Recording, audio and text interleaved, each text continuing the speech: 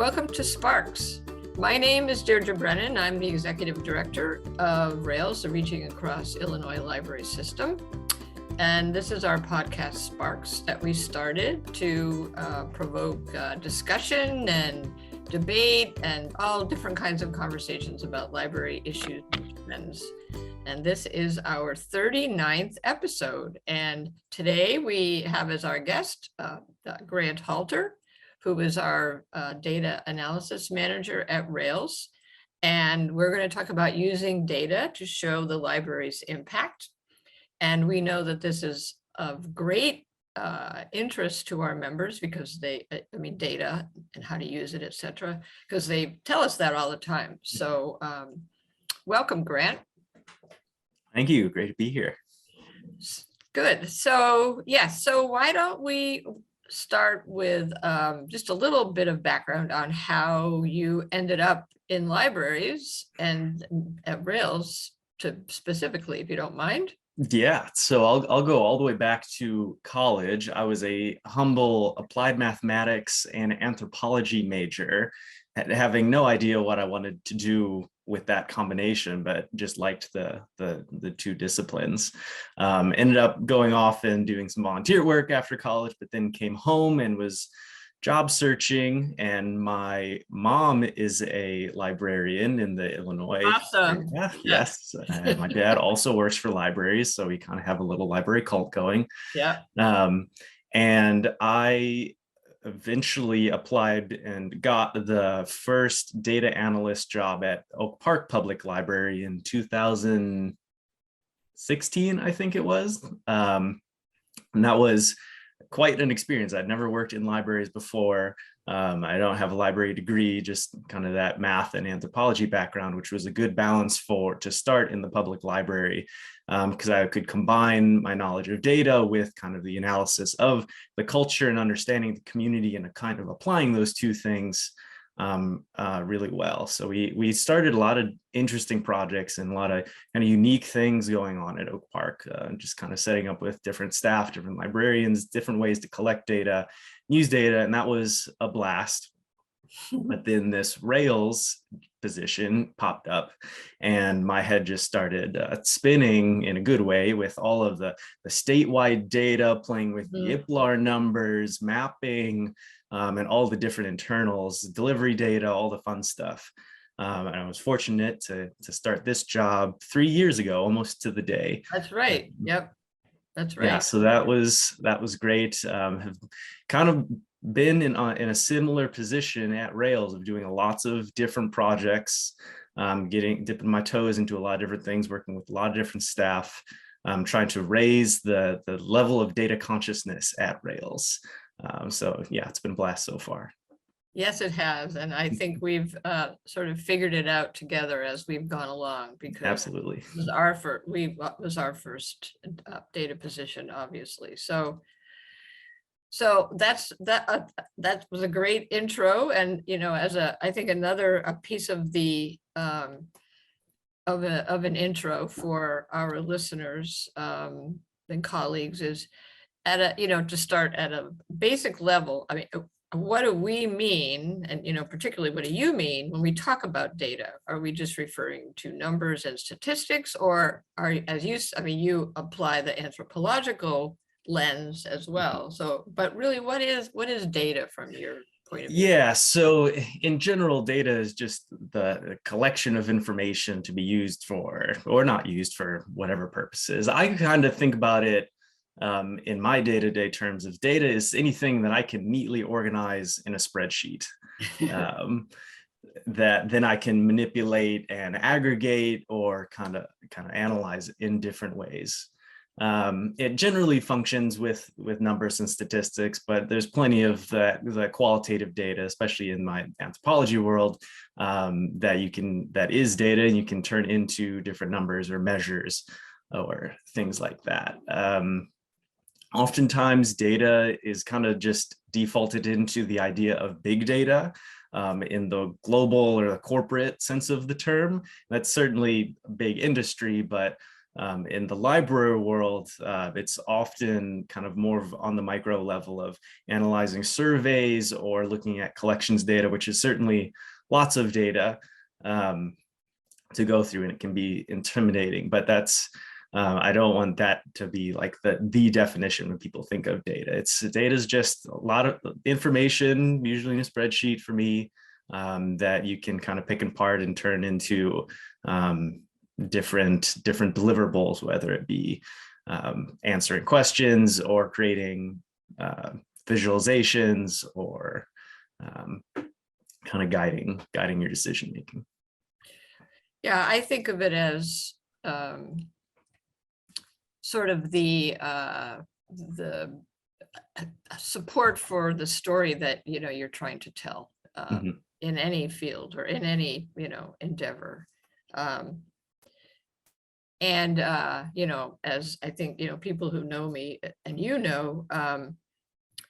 know that I think that maps are incredible pieces of data and tell an incredible story. So, but that's a different podcast, or an adjunct podcast. So, so why do you think that data is so important and useful in showing the library's impact? Yeah, so data in the library is so important because you have to show and advocate and support yourself to the patrons, to the community. And you can say all the things you want, but there's the data will always help back that up. If you need to make big changes in the budget, or you're going to add services, or you want to share whatever successes, you need something to kind of give that a little oomph behind it. It can kind of be when people ask, it's the impact is the so what, but you want to know how you got there, kind of, is the data can help tell that story of what resources you use to gather that data, and then what the results were, and then kind of how you're interpreting that data can help the libraries share impact. And you can use that in a lot of different ways, and it's all dependent on how you're interpreting it and really what your audience is looking for in terms of impact. So I can get into the kind of the logic model of data practices in a minute, but that's kind of the big stuff. We often talk about interesting and useful data. Exactly. And so Parkers will recognize that phrase as well, because there's lots and lots and lots of interesting data in the libraries, but you really want to tease down to that useful information to really pull out what impact your library is having. Right. Although I love the interesting data too. Sometimes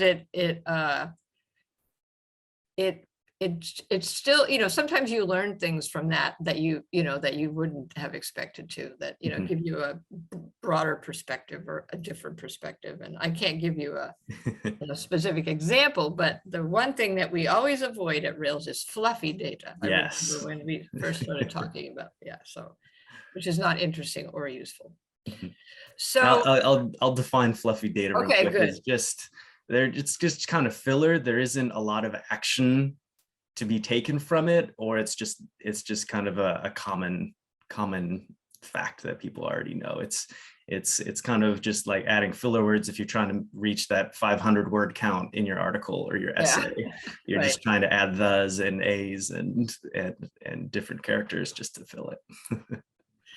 So what are some ways that libraries can start collecting data, especially if they don't have a lot of time or money? What's the best place to start? Is it with circulation data, those kinds of things, or do you think that there's that's more useful?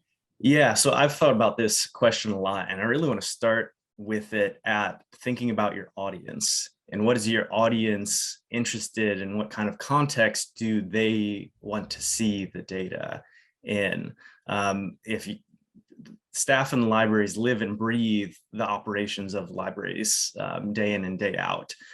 So the way you all talk about information or data or what's happening in the library isn't always going to resonate with the average community member or patron.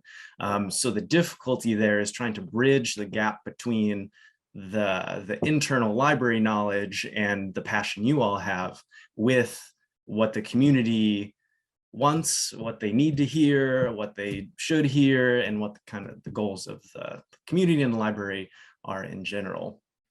An easy way that a small example that I talk about sometimes is rather than sharing your visit data as we had 100,000 visits per year, break that down into kind of a different type of manageable context. That equates to about 300 visits a day.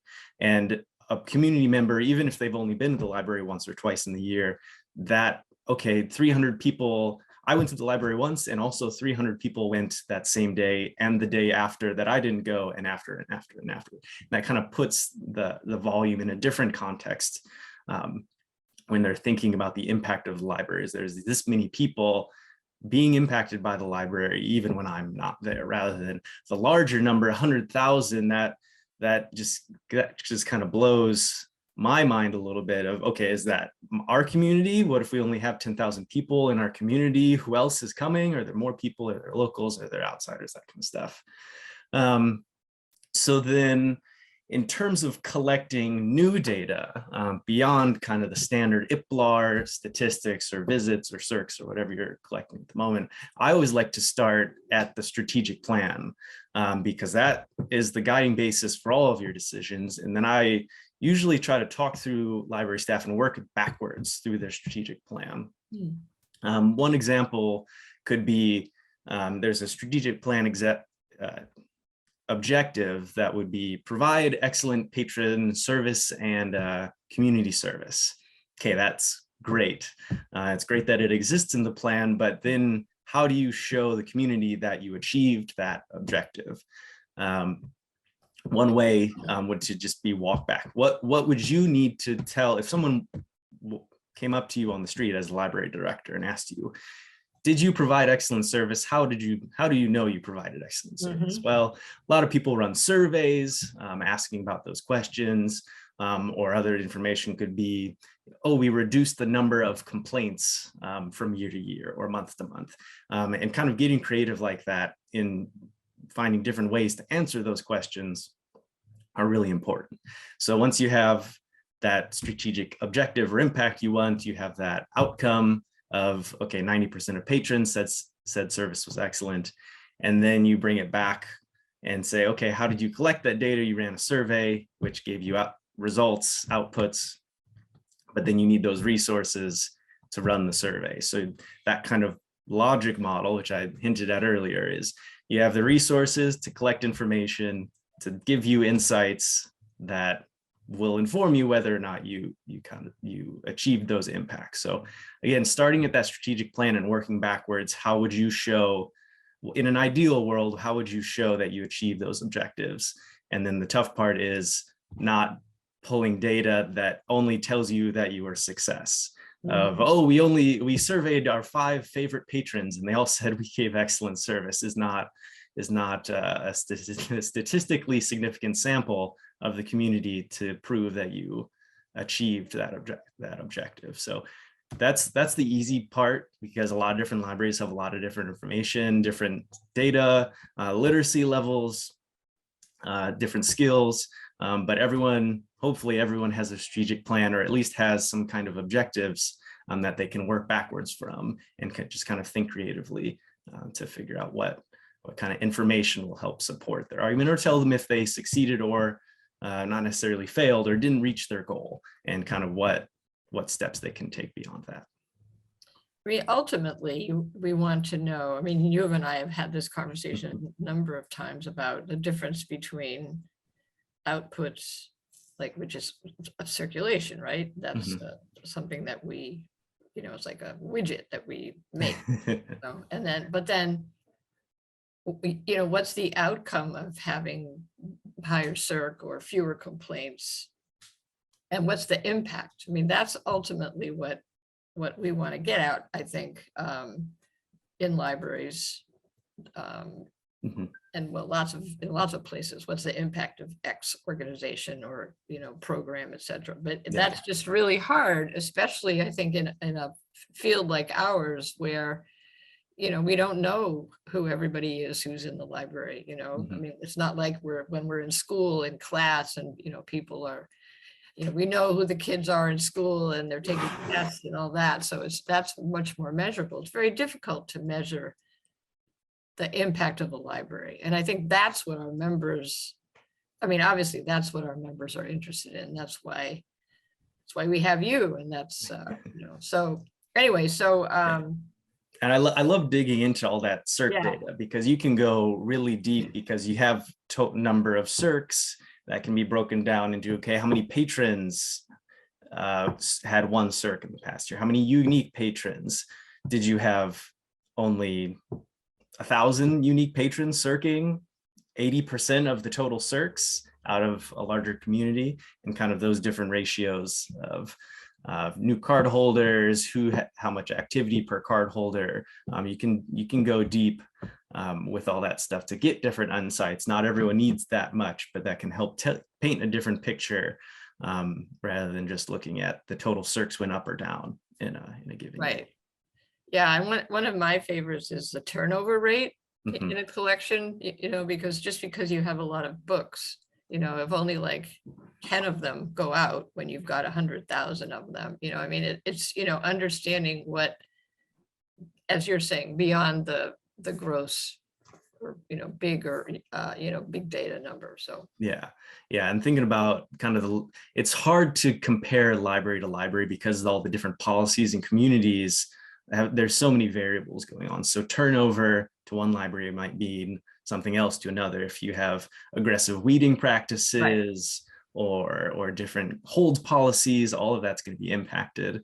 I was at Oak Park when fine free and auto renewal went into effect in the same month. It was June 2017 or something like that.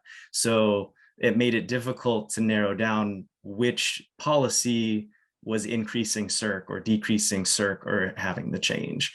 So that was a really interesting problem to come across, because it's with all those policies and all the different variables and comparing other SWAN libraries at the time. It was hard to narrow down which policy was having a more impact or the desired impact in the community. Were you able to narrow it down? It felt like it was auto renew. Interesting. In numbers wise had a more significant impact in increasing the CIRCs, but community wise, I imagine fine free had the larger impact. So both are useful pieces of information to have, and it's all about how you package There's that word again, useful. Yes. So what are some relatively easy ways that libraries can report on the data they collect to demonstrate the value in an appealing way? Like, you were talking about visualization. What was the one that we were, or one we are, is it OpenGov? I mean, there's some, I don't know if that's free or easy, but. There's lots of different kind of data visualization platforms. I personally use Google Data Studio for a lot of things just because of the flexibility. It's kind of like a big sandbox. But infographics seem like a generally straightforward piece to gather, especially to share with your community. Gathering those CIRCs, those common stats are easy to do, and then you can kind of flip them and add the visuals to kind of draw people in. And that's kind of where it has to start sometimes, is you're using those common stats to get people more interested in what else is the library doing. Spreadsheets, of course, is where it all starts for me for the most part. But then based on the staff and your various data levels of data experience, there's all kinds of dashboarding platforms, infographic platforms that can use. And there's no right or wrong way to use any of them. It's all about what's going to resonate with your community or your board or whoever your stakeholders are, whether it could be your management, it could be your library staff. If you're making an internal change or an external change, to kind of gather that information. So what advice do you have for library leaders to get staff to develop a data mindset or a data culture? I mean, how do you how do you do that, do you think? Yeah, so the strategic plan piece Okay, is big. Connecting all of the data work up to the strategic plan, showing how it filters from that input, output, outcome, impact. And I know I'm kind of throwing those words around, but there's lots of library examples if people want to just go research some of those, that you can kind of get a better grasp of what exactly is an output and impact. And we have a post page too that you do, yes. put together about data, Should which be on is there another somewhere. great way to start. Yeah, so that's a great piece to, we kind of use the buzzword of data culture, is to build a data Right. culture. One easy, not easy way, but one neat way to do it is connecting things to the strategic plan to gather information that way. And then another thing I usually tell libraries is just encourage your staff to be more curious, even if they don't have the data skills, but be more curious and brainstorming about the kind of data you do have, because everyone has the ILS that is a wealth of information. It just takes a little bit of kind of changing the traditional mindset into looking at that information a little differently. You can pull out a lot of useful insights based on various categories, circ patterns, circ habits. I was always trying to play around with what's happening at the book displays. Where are they? What floor are they on? Where are they located? What's on them? And how does that, or why do those circ better than just books on the shelf? And those are just perfect little testing grounds to explore different theories. But yeah, just get curious. Don't be intimidated by the data, but if you see a pattern, if you see a graph, or anything that looks interesting, just kind of dig into it a little bit and see how you can apply that back to your strategic planning or your objectives, and make the most of it.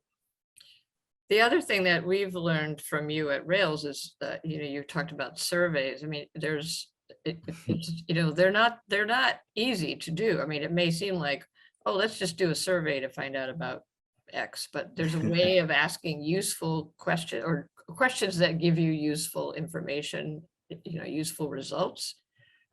So I mean, I think we've had a really successful learning experience at Rails about data, and that as during your tenure, more and more departments have got, we've all kind of like used you in a good way to, find out things that we need to know, that, in order to be a better service provider for libraries. Yeah, and surveys, going back to the fluffy data, surveys are the primary place to get fluffy data. I see it all the time in program surveys, the question of, did you enjoy this program, yes or no, or 1 out of 5. And it can be useful to a certain point, but that's a lot of fluffy data. So I'm not a word nerd, but in surveys, I'm a word nerd, and I'm really, really trying to dig into how is a patron going to read this? How are they going to imply the meaning of it? And being really particular with how you ask the questions, how you get the results. Is it an open response, or is it multiple choice? Is it a matrix question?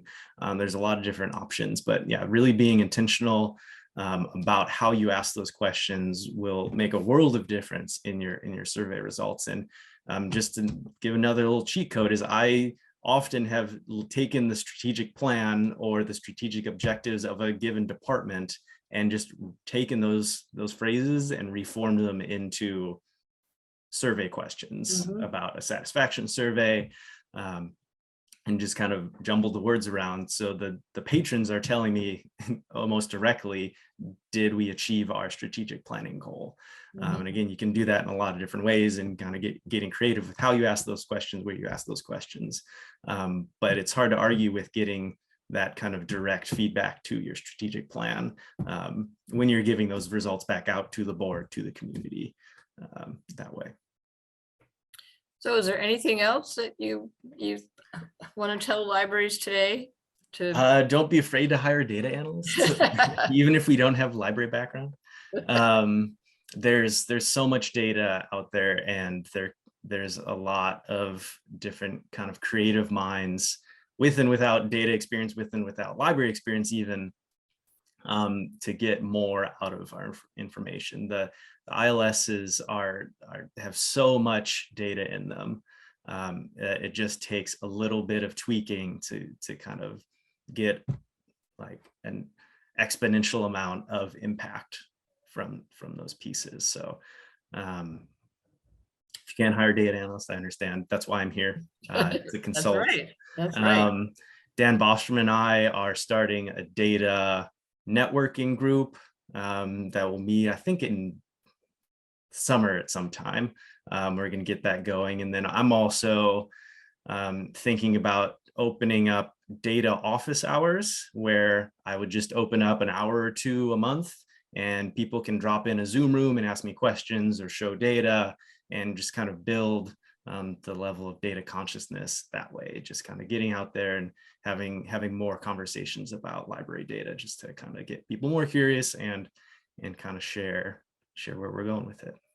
Yes, the original idea for you was to, spend time on internal or, Rails projects, but also to help, to do some, more consulting and for members. And you started doing that, and between the pandemic and just, a burgeoning number of projects within Rails, including the strategic plan, got kind of waylaid, but we're hoping to get back to it because we know how important it is to members. So. Oh yeah.